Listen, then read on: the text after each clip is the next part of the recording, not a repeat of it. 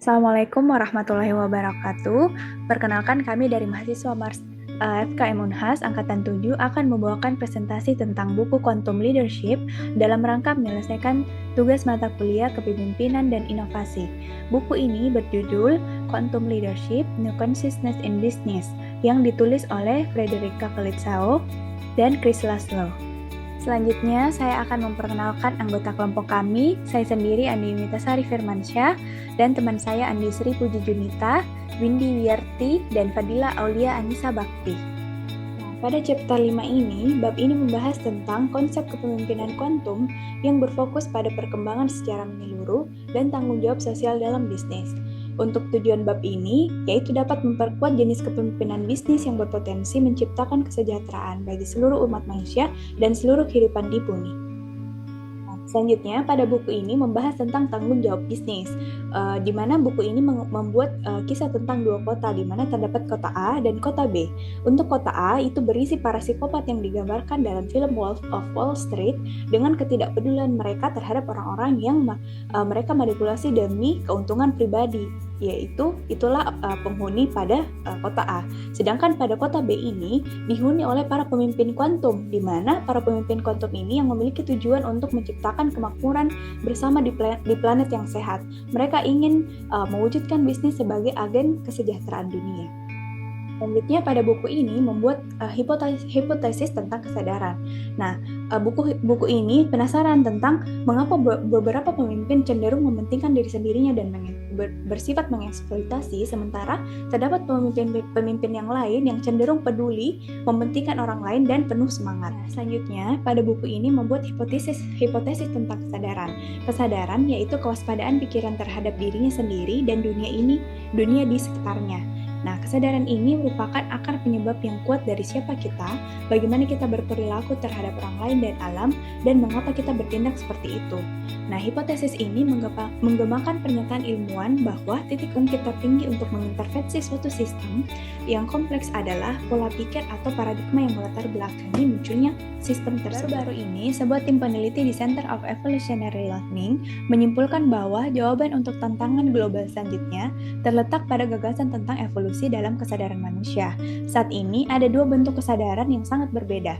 Yang pertama, a consciousness of separateness. Disiplin ilmu di seluruh ilmu alam dan sosial telah membuat kita melihat diri kita sendiri sebagai individu yang terpisah dan egois. Sedangkan yang satunya yaitu a consciousness of connectedness, di mana perkembangan baru dalam ilmu pengetahuan alam dan sosial, sebuah kesadaran baru muncul di mana kita melihat diri kita sangat terhubung satu sama lain secara fisik, emosional, dan spiritual. Selanjutnya, kepemimpinan kuantum adalah paradigma yang sama sekali baru untuk bisnis. Perusahaan sosial yang dipimpin oleh pemimpin kuantum adalah pemimpin yang paling bertanggung jawab secara sosial daripada perusahaan sosial lainnya. Nah, evolusi bisnis dibahas menjadi 3 sumbu. Yang pertama, tujuan bisnis, yang kedua, prinsip-prinsip perorganisasian, dan yang ketiga yaitu cara kepemimpinan. Selanjutnya, untuk evolusi pertama atau transisi pertama pada tahun 1970, dimulai perubahan untuk aksis yang pertama yaitu tujuan bisnis atau business purpose. Beberapa perusahaan mengubah tujuan bisnisnya yang tadinya tujuannya hanya menghasilkan profit secara maksimal menjadi shared value. Shared value merujuk pada konsep di mana perusahaan mencoba menciptakan nilai ekonomi sekaligus memberikan manfaat sosial atau lingkungan. Ini berarti tidak hanya mengejar keuntungan finansial, tetapi juga berupaya meningkatkan kesejahteraan masyarakat dan meminimalkan dampak negatif terhadap lingkungan. Model bisnis seperti ini berfokus pada integrasi nilai-nilai sosial dan lingkungan ke dalam keputusan strategis perusahaan untuk menciptakan dampak positif jangka panjang secara berkelanjutan. Nah, selanjutnya untuk sumbu kedua mewakili mode kepemimpinan. Terdapat jenis kepemimpinan yang mengedepankan rasa takut sebagai pendorong utama. Di tempat kerja yang berbasis rasa takut, karyawan tahu bahwa jika mereka gagal mencapai tujuan yang ditetapkan oleh atasan mereka dapat kehilangan pekerjaan. Para pemimpin senior menggunakan posisi mereka untuk menghukum pelanggaran dan mengontrol kinerja. Namun di banyak lingkungan perusahaan, kepemimpinan berbasis rasa takut lambat laun menjadi kurang populer dan beralih menjadi fokus kepada insentif. Menurut konsultan manajemen John Collard, Kunci manajemen berbasis insentif adalah menetapkan tujuan dan kerangka waktu kerja yang realistis, meminta manajer bertanggung jawab atas kinerja staf, dan mengkomunikasikan pemberian imbalan atau insentif, kemudian pemimpin membiarkan mereka bekerja. Pada tahun 1990, metode ini populer di mana para pemimpin menggunakan cara ini untuk mempertahankan para eksekutif perusahaan untuk meningkatkan kinerja harga saham. Nah, selanjutnya untuk sumbu ketiga, mewakili prinsip-prinsip pengorganisasian. Sesuai dengan fokus nilai pemegang saham pada tahap pertama, gaya pengorganisasian yang dominan berdasarkan kekuasaan dan hierarki, lalu beralih ke prinsip organisasi yang efektif dan efisien. Dengan efektivitas menjadi lebih penting daripada efisiensi, dengan kinerja bisnis yang meluas ke kinerja sosial dan lingkungan hidup dan diukur dengan indikator-indikator baru seperti balance scorecard dan indikator-indikator Global Reporting Initiative. Selanjutnya di sini saya akan membahas tentang the second transition, transisi kedua. Next. Oke, baiklah. Jadi gambar ini merupakan gambar transisi dari tahap kedua ke tahap ketiga yang terjadi pada tahun 2000 sampai 2018. Di sini ada 3 sumbu. Jadi sumbu pertama ini membahas tentang business purpose. Business purpose yaitu tujuan bisnis. Jadi pada sumbu ini terjadi pergeseran dari share value nilai bersama menjadi business as a force for good. Bisnis sebagai kekuatan untuk kebaikan. Jadi maksudnya, bisnis memiliki potensi untuk menjadi agen perubahan positif dalam masyarakat dan lingkungan, bukan hanya sebagai entitas yang mencari laba semata. Jadi bukan hanya sebagai perusahaan atau bisnis yang hanya mencari keuntungan. Jadi contohnya perusahaan yang berkomitmen untuk mengurangi dampak lingkungan seperti mengurangi emisi karbon. Pada buku ini juga disebutkan perusahaan yaitu seperti Patagonia, Unilever, dan Danone yang mengadopsi prinsip-prinsip baru seperti ini. Terus yang kedua itu ada organizing prinsip. Jadi prinsip-prinsip pengorganisasian. Jadi pada sumbu ini terjadi pergeseran dari effectiveness menjadi caring and compassion, kepedulian dan belas kasih. Kepedulian dan kasih sayang menjadi prinsip pengorganisasian dengan kesejahteraan semua pemangku kepentingan sebagai fokus kesuksesan bisnis. Dengan menunjukkan pentingnya kepemimpinan yang peduli terhadap karyawan dan anggota organisasi tentu akan meningkatkan reputasi sehingga perusahaan cenderung memiliki reputasi yang baik di mata konsumennya. Selanjutnya yaitu ada sumbu ketiga yaitu mode kepemimpinan, leadership mode. Jadi pada sumbu ini terjadi perubahan dari berbasis intensif menjadi melayani orang lain. Jadi pentingnya kepemimpinan yang berorientasi pada melayani kepentingan orang lain, organisasi dan masyarakat secara keseluruhan. Dengan kepemimpinan serving others, melayani orang lain, jadi akan menciptakan hubungan yang kuat antara pemimpin dan bawahan sehingga akan meningkatkan loyalitas dan kinerja tim. Next. Baiklah, selanjutnya ini the third transition, transisi ketiga. Next. Jadi pada gambar ini merupakan transisi dari tahap bisnis ketiga ke tahap bisnis keempat yang terjadi pada tahun 2018. Jadi pergeseran ke tahap ketiga dalam evolusi bisnis ditandai oleh perubahan menuju perkembangan yang spektrum penuh, di mana orang tidak hanya melakukan kebaikan karena dorongan luar, melainkan karena itulah jati diri mereka. Jadi pada sumbu yang pertama, business purpose, ya, tujuan bisnis. Jadi tujuan bisnis ini berubah menjadi menciptakan kesehatan dan kesejahteraan pada berbagai tingkatan hingga mencakup seluruh umat manusia dan biosfer. Jadi ini menyoroti ide bahwa kepemimpinan kuantum berusaha mencapai keberlanjutan dan kesejahteraan tidak hanya untuk organisasi dan individu, tetapi juga komunitas dan lingkungan alam. Terus ada sumbu kedua, organizing principle. Jadi prinsip pengorganisasian.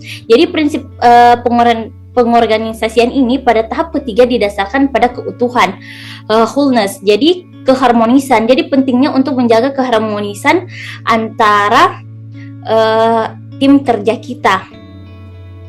Terus sumbu ketiga yaitu leadership mode kepemimpinan. Jadi adanya perubahan dari serving others menjadi self-aware holistic. Jadi sadar diri. Jadi ini mencerminkan perkembangan diri dan pemahaman yang lebih dalam tentang diri dan pandangan yang lebih luas tentang kepemimpinan yang mencakup aspek-aspek holistik. Sebuah studi yang dalam buku ini menunjukkan bahwa kesadaran diri dan kesadaran akan keterhubungan segala hal adalah inti dari kepemimpinan di tahap keempat ini. Next.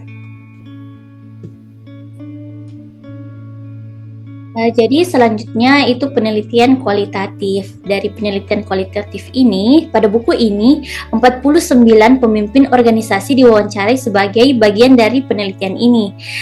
Selanjutnya, subjek wawancara berasal dari berbagai ukuran organisasi dan jenis industri. Lalu proses penelitian memungkinkan suara dari 49 orang yang diwawancarai untuk menunjukkan jalan ke depan. Lalu dalam kumpulan sampel yang dipilih, nanti analisis kualitatif menggunakan teori dasar yang diambil dari sarjana Bernie Glaser dan Anselm Strauss.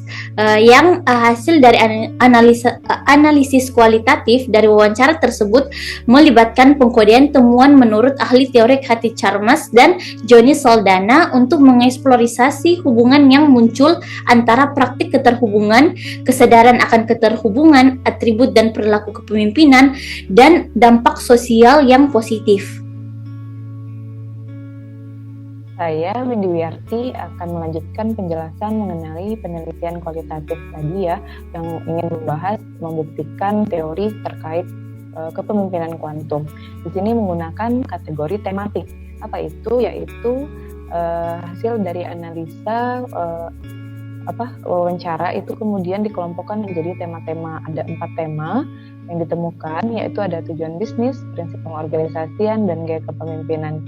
3 ini menjadi sumbu pada evolusi bisnis tadi yang dibahas pada transisi 1, transisi 2, dan 3. Kemudian tema kedua adalah tentang praktik keterhubungan. Di sini bagaimana pemimpin itu bisa merubah dari keegoisan menjadi keterhubungan ya, atau kepedulian lah. Kemudian ada kesadaran akan keterhubungan. Nah, ini dia poin dari pemimpin kuantum itu, di mana dituntut pemimpin itu bisa memberikan dampak terhadap lingkungan ya. Jadi dia tuh sadar untuk terhubung kepada lingkungan. Nah, ini yang keempat ada tema hasil bisnis, di mana kinerja dari organisasi itu bagaimana. Nah, kita beralih pada tema pertama, yaitu tujuan bisnis. Jadi penelitian ini itu ingin mengetahui sejauh mana perusahaan itu memiliki tujuan, kemudian bagaimana tujuan itu menjadi sebuah program atau strategi, kemudian bagaimana pula tujuan itu sudahkah menjadi budaya di organisasinya gitu. Kemudian apakah tujuan tersebut sudah diketahui nih oleh semua karyawan. Nah, selanjutnya untuk prinsip keorganisasian dan gaya kepemimpinan, di sini itu ada 3 tema. Yang pertama adalah tentang kasih sayang. Jadi ketika pemimpin itu memiliki kasih sayang, maka pegawai itu akan lebih baik ya, termotivasi untuk bekerja. Kemudian ada gaya kolaboratif, ada energi relasional, ada hubungan perusahaan dengan lingkungan alam.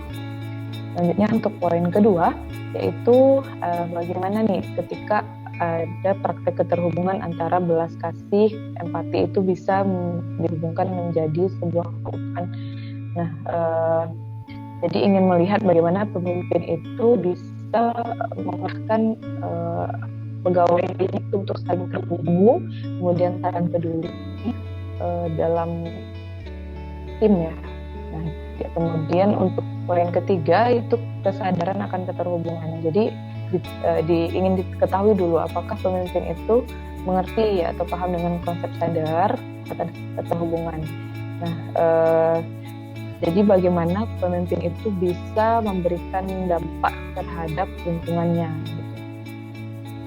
Nah, untuk poin keempat adalah hasil bisnis. Jadi ini adalah kinerja dari organisasi ya, diukur dari misalkan penghasilan organisasi gitu. Namun karena responden ini adalah para pengusaha di organisasi perusahaan swasta yang tidak terstandar dari aktual keuangannya, maka dilakukanlah wawancara lebih mendalam untuk mengukur hasil dari bisnis. Nah, penelitian ini sudah sesuai dengan pedoman report atau kode etik ya di dalam penelitian kepada manusia yang memiliki 3 prinsip, yaitu menghormati orang, di mana setiap responden itu harus ditanya dulu ketersediaan untuk mengikuti penelitian. Di sini sudah dimintakan pakai formulir. Kemudian ada juga tentang beneficence, di mana manfaat itu harus lebih banyak daripada resikonya. Kemudian yang ketiga itu adalah keadilan, prinsip keadilan, di mana responden itu dipilih secara adil bukan atas etnis tertentu atau apa. Nah, penelitian ini sebelumnya juga sudah disetujui oleh Institutional Review Board. Ini itu adalah sebuah institusi yang melihat bagaimana penelitian juga terhadap manusia di University Case Western Reserve. Nah, itu dia, sudah terstandar penelitiannya. Nah, untuk pengumpulan data ini cukup lama, dilakukan dari Desember ya tahun 2015 sampai dengan Juni 2018. Adapun untuk durasi itu ada yang 90 menit, ada yang sampai 2 jam, ada yang sampai bahkan 4 jam. Nah, untuk ini dilakukan ada yang tatap muka ya, atau tidak bisa tatap muka pakai telepon atau pakai Skype. Kemudian dilakukanlah juga sistem belas salju, di mana mendapatkan responden selanjutnya itu dari responden sebelum, dan dihubungi biasanya melalui email atau telepon. Nah, untuk analisa di sini itu menggunakan DDoS untuk codingnya. Nah, ada 4 pengkodingan. Yang pertama ada coding terbuka, itu masih menjadikan frase atau kata-kata. Nah, selanjutnya karena masih banyak ya 2695 itu dijadikan tema pada kode aksial menjadi 369 kode. Ini dilakukan putaran ketiga supaya lebih sedikit, itu didapatkan 225 kode aksial. Nah, untuk menemukan tema yang lebih selektif dilakukanlah pengkodean selektif dan didapatkanlah bahwa memang 3 tema, yaitu atribut kepemimpinan kuantum di sini terbukti. Kemudian ada juga berkembang budaya organisasi dan praktek keterhubungan ternyata memang mempengaruhi ya kepemimpinan kuantum. Nah, itu dia tadi sudah diketahui hasil dari penelitian kualitatif. Lebih membuktikan, maka dilakukan pula penelitian kuantitatif pada 322 responden ya. Ini adalah pemilik bisnis, ada eksekutif senior, ada manajer menengah. Nah, ada 2 variabel independennya, yaitu ada tujuan dan ada kesadaran akan keterhubungan tadi. Nah, sedangkan dependen di sini itu adalah tadi hasil daripada ekonomi, kemudian hasil juga dari sosial dan lingkungan. Nah, itu dia, nanti kita lihat hubungannya. Nah, penelitian ini sebelumnya itu mengacu pada penelitian Robert Eccles dan kawan-kawan yang meneliti dari dampak dari sustainable corporate atau keterberlanjutan dari perusahaan terhadap kinerja dan proses daripada organisasi. Di mana ketika kinerjanya itu bagus, itu juga berarti keberlanjutannya juga bagus ya dari perusahaan. Kemudian ada penelitian dari Rajendra Sisodia dan kawan-kawan yang telah menerbitkan juga Firms and Environment. Kedua penelitian inilah yang menciptakan nilai bahwa untuk para pemimpin itu sebagai strategi dan budaya bisnis ya, yang akan berkorelasi positif dengan kinerja keuangan atau bisa menghasilkan impact dan penghasilan ya terhadap perusahaan. Nah, untuk questionnaire ataupun pertanyaan ini ada 4 ya untuk kesadaran keterhubungan. Variabel pertama independen itu diambil dari survei William Lee atau Identify Fusion ya yang diteliti. Kemudian ada survei dari Stephen Meyer tentang Connected to Nature. Jadi inilah memang tadi sudah kita bahas bagaimana pemimpin itu bisa terhubung ke alam. Nah, sesuai ya untuk mendapatkan informasi tentang ini, kesadaran keterhubungan. Kemudian untuk variabel kedua independen tadi ada tujuan, ini dari Ante Delapas dan Ken Kelly. Nah, ini adalah terkait dengan efek atau dampak daripada CSR atau Corporate Social Responsibility kepada sikap daripada karyawan. Nah, selanjutnya ada 12 pertanyaan untuk mengukur kepemimpinan. Di sini itu diambil dari penelitiannya Richard dan kawan-kawan yang menilai bagaimana peran dari PEA atau Positive Emotional Attractor ini terhadap visi pribadi atau visi bersama. Nah, bagaimana itu efektif tidak terhadap kepemimpinan. Oke. Untuk dependen tadi kita pakai dua ya, bagaimana kinerja ekonomi ataupun hasil daripada perusahaan, nah, keuangannya ya. Kemudian ada hasil sosial dan lingkungan. Oke, untuk hipotesis di sini ada 7. Nah, ada yang dia itu 2 independen kepada 1 dependen, ada yang dari 1 independen ke 2 dependen. Kita lihat ya. Ada hipotesis 1, 2, ada ini 2 independennya, tujuan, kemudian kesadaran akan keterhubungan dihubungkan kepada kepemimpinan. Sebaliknya, hipotesis 3 dan 4 itu 1 independen yaitu tujuan bisnis ini dihubungkan kepada ada kinerja ekonomi, kemudian ada juga sosial lingkungan. Nah, kemudian ada hipotesis 5 dan 6 itu bagaimana kesadaran akan keterhubungan kepada kinerja ekonomi dan juga hasil sosial lingkungan. Ada 2 juga. Kemudian hipotesis 7 itu bagaimana ada 2 lagi sekarang, tujuan dan kesadaran keterhubungan itu dihubungkan kepada hasil dari sosial dan lingkungan.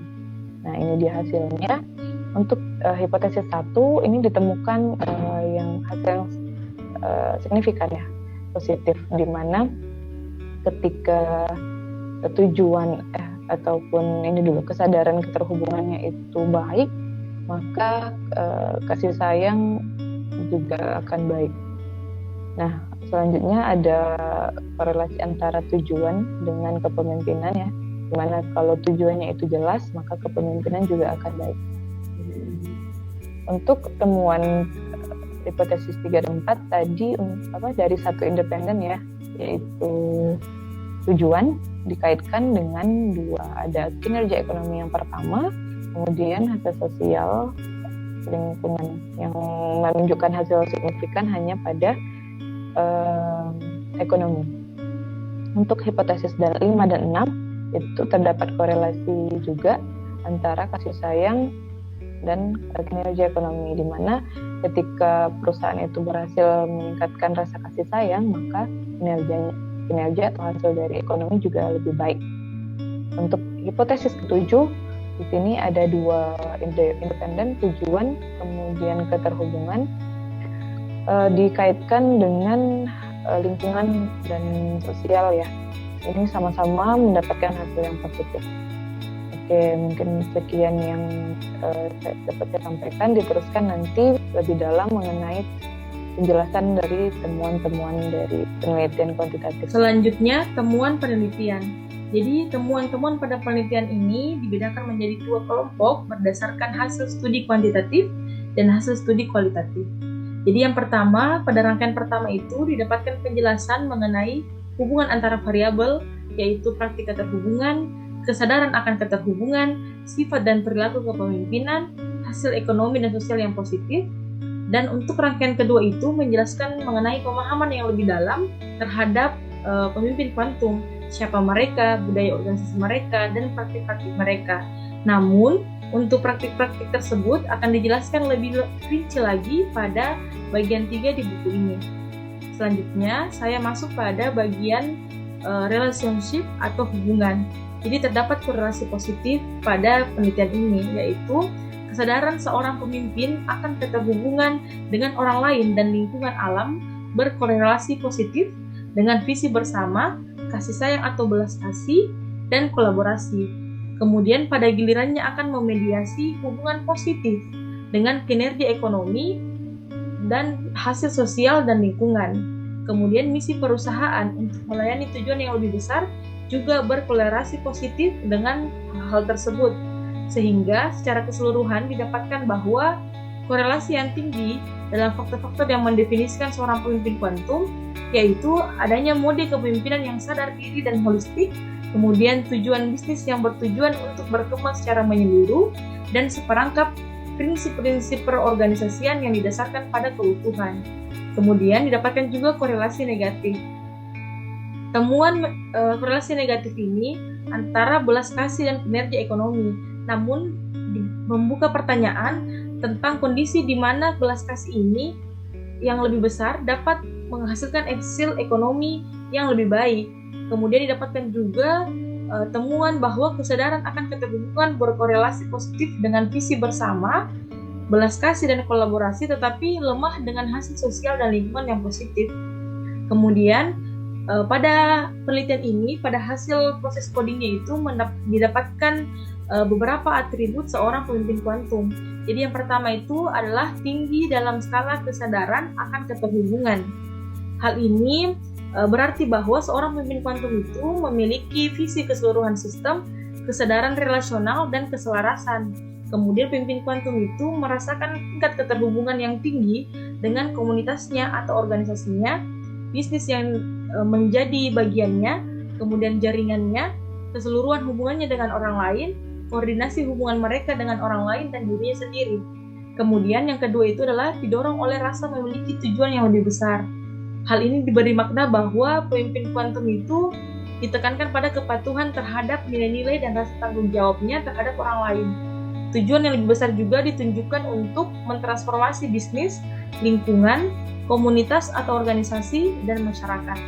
Kemudian yang ketiga itu, seorang pemimpin kuantum memiliki atribut relasional, kolaboratif, dan berpusat pada orang lain. Hal ini mengekspresikan bahwa seorang pemimpin kuantum itu memiliki niat untuk berkolaborasi, bertindak sebagai penghubung dalam organisasinya, dan memiliki pengalaman resonansi dengan orang lain.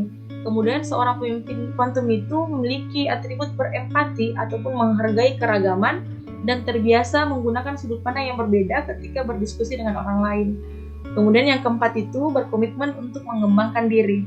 Hal ini sangat erat kaitannya dengan keinginan seorang pemimpin kuantum untuk berkembang, namun bukan hanya pada dirinya sendiri tetapi juga pada organisasinya. Sehingga makna pada atribut ini adalah seorang pemimpin kuantum itu memiliki komitmen terhadap pengembangan diri, berkembang dalam organisasi, berkembang dalam masyarakat, dan berkembang pada lingkungannya. Kemudian yang terakhir, atribut terakhir itu adalah evolusioner. Jadi seorang pemimpin kuantum ini berarti bahwa menjadi pemimpin belajar yang berorientasi pada proses. Kemudian seorang pemimpin kuantum itu peka terhadap konteks dan narasi, peka terhadap lingkungannya, sadar akan gambaran di masa depan, mampu menggunakan feedback dari orang lain, kemudian mampu mengubah krisis ataupun keterbatasan menjadi sebuah peluang, dan mampu untuk belajar hal baru tentunya. Kemudian seorang pemimpin kuantum itu juga kreatif dan adaptif.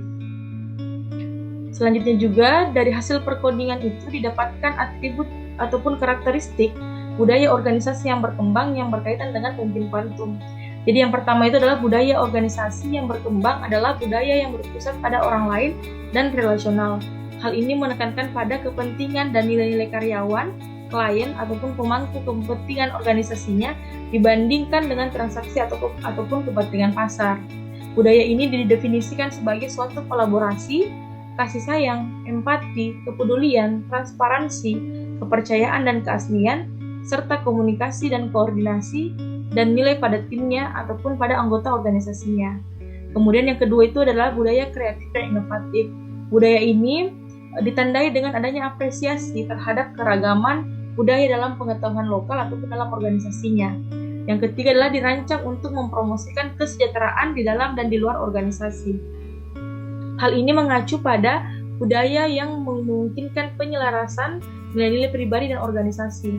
Jadi budaya ini memungkinkan seorang karyawan ataupun tim dari organisasi itu membawa seluruh diri mereka ke dalam organisasinya atau ke dalam tempat kerjanya dan memprioritaskan keseimbangan antara pekerjaannya dengan kehidupan pribadinya. Kemudian yang terakhir adalah beroperasi dari perspektif berbasis kekuatan dan bukan berbasis kekurangan. Hal ini mengacu pada budaya untuk selalu berpikir positif dan pengembangan organisasi yang positif. Dan sehingga itulah tadi atribut yang digunakan ataupun yang menggambarkan karakteristik dari seorang pemimpin kuantum. Selanjutnya didapatkan voice from the interviewers atau kata-kata yang diberikan dari para narasumber yang diwawancarai, yang narasumber ini merupakan suatu suatu pemimpin kuantum ataupun seorang pemimpin ahli pada bidangnya.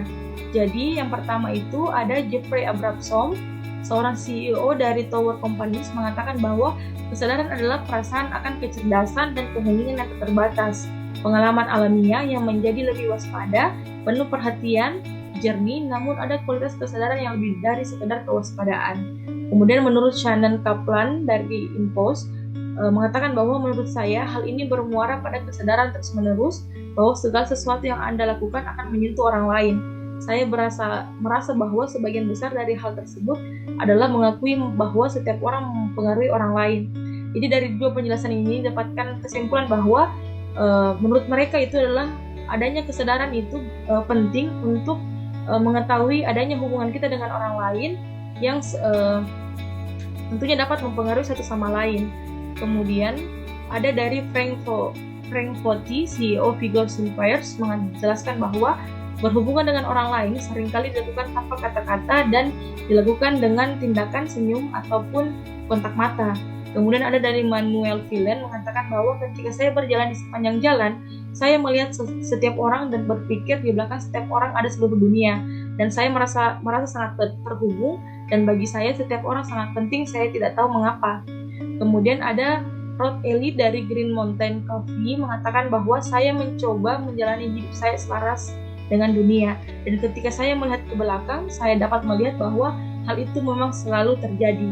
Jadi dapat kita simpulkan bahwa ketika kita sadar bahwa adanya keterhubungan, sehingga kita harus melakukan ataupun memanfaatkan keterhubungan kita dengan orang lain itu sebagai suatu hal yang dapat kita selaraskan dengan kehidupan kita sehingga akan membantu kita ke depannya. Kemudian ada dari Gerwin Shuring yang menjelaskan bahwa menurut saya ada banyak hal dalam hubungan antar pribadi ini, dan secara profesional saya sangat menyukai beberapa orang yang pernah bekerja dengan saya, dan menurut saya semua pertemanan di perusahaan kami benar-benar membantu kami untuk merasa lebih terhubung satu sama lain. Kemudian ada dari Catherine Calvin mengatakan bahwa saya percaya kita harus tetap menjaga sentuhan manusia yang terhubung ini karena inilah kekuatan kita. Begitulah cara kerjanya. Ini memberi Anda kelincahan. Apa yang dapat berubah dalam 5 hingga 7 tahun adalah menuju ke arah perusahaan sosial dan memberikan dampak yang lebih besar pada masyarakat. Dari kedua penjelasan ini dapat dikatakan bahwa ketika kita menyadari, kemudian kita melakukan keterhubungan dengan orang lain, hal ini tidak menutup kemungkinan kita memerlukan hubungan kita dengan orang lain ini untuk kemajuan di masa akan datang. Dan hal ini bisa menjadi kekuatan kita dan akan berdampak lebih besar pada kita ataupun organisasi kita dan masyarakat di sekitar kita untuk berubah menjadi lebih baik. Kemudian yang terakhir ada dari Judy Wicks mengatakan bahwa apa yang kita lakukan terhadap orang lain sama halnya dengan apa yang kita lakukan terhadap diri kita sendiri. Saya juga percaya bahwa ketika kita melakukan bisnis di komunitas kita sendiri, kita lebih sadar akan hubungan itu. Kemudian ada Michael Fedelman dari KPB mengatakan bahwa saya selalu memiliki hasrat untuk membuat orang merasa menjadi bagian dari sebuah komunitas. Saya pikir itu adalah bagian yang sangat penting untuk membuat seseorang menjadi sehat dan utuh. Kemudian ada Linen Brown dari CCP mengatakan bahwa hal spiritual dalam diri saya adalah tentang keadilan dan rasa hormat tentang pemahaman bahwa tanggung jawab saya adalah membantu orang lain. Dari ketiga penjelasan ini kita dapat mengatakan bahwa ketika kita menjalin hubungan ataupun keterhubungan dengan orang lain dan kita sadar akan hal itu, tentunya kita ada kesadaran untuk membantu orang ataupun membantu satu sama lain, sehingga itulah tadi yang membuat kita dapat menjadi kekuatan kita untuk berubah di masa akan datang, dan kita tidak mungkiri bahwa kita saling membutuhkan satu sama lain untuk perubahan di masa akan datang pada organisasi kita maupun pada diri kita sendiri. Kemudian ada what does research affirms, atau apa yang ditegaskan pada penelitian ini. Jadi yang pertama itu keseluruhan temuan ini membuktikan bahwa transisi menuju kepemimpinan kuantum berakar pada pergeseran kesadaran menuju keterhubungan, dan bahwa para pemimpin kuantum mewujudkan kesadaran keterhubungan tersebut dalam cara hidup mereka. Cara tersebut merupakan suatu cara baru untuk melihat, merasakan, dan menyatu pada alam. Kemudian hal itu dapat dimulai dengan kesadaran tentang bagaimana sikap ataupun tindakan seseorang mempengaruhi kehidupan di bumi ataupun generasi mendatang. Kemudian terdapat korelasi yang erat antara pergeseran kesadaran tersebut dan indikator dampak sosial positif dalam bisnis, yaitu nilai-nilai kesejahteraan manusia dan perspektif jangka panjang terhadap penciptaan kemakmuran ekonomi pada suatu perusahaan ataupun organisasi. Kemudian yang kedua, meskipun gambaran yang jelas tentang pemimpin kuantum dan budaya organisasi yang berkembang muncul dari penelitian ini, namun temuan-temuannya tetap menunjukkan bahwa pergeseran kesadaran mungkin berantakan ataupun tidak linear dan kompleks. Dan didapatkan bahwa di beberapa perusahaan hanya ada sedikit bukti tentang kesadaran akan keterhubungan, namun para pemimpin mengejar hasil yang berkembang. Dalam kasus lain juga didapatkan kalau para pemimpin memiliki pandangan yang menunjukkan adanya kesadaran akan keterhubungan, namun karyawannya diperlukan dengan kurang baik. Meskipun demikian, secara keseluruhan bukti dari penelitian ini menunjukkan adanya transformasi dalam kesadaran sebagai akar dari munculnya bentuk bisnis ataupun organisasi yang mengedepankan kemakmuran, bukan hanya keuntungan, dan berkembang untuk semua sebagai hasil yang utama. Baik, demikian presentasi dari kelompok kami. Kami dari kelompok chapter 5 mengucapkan banyak terima kasih. Kurangnya mohon dimaafkan, lebihnya mohon dimanfaatkan. Wabillahi taufiq wal hidayah. Wassalamualaikum warahmatullahi wabarakatuh.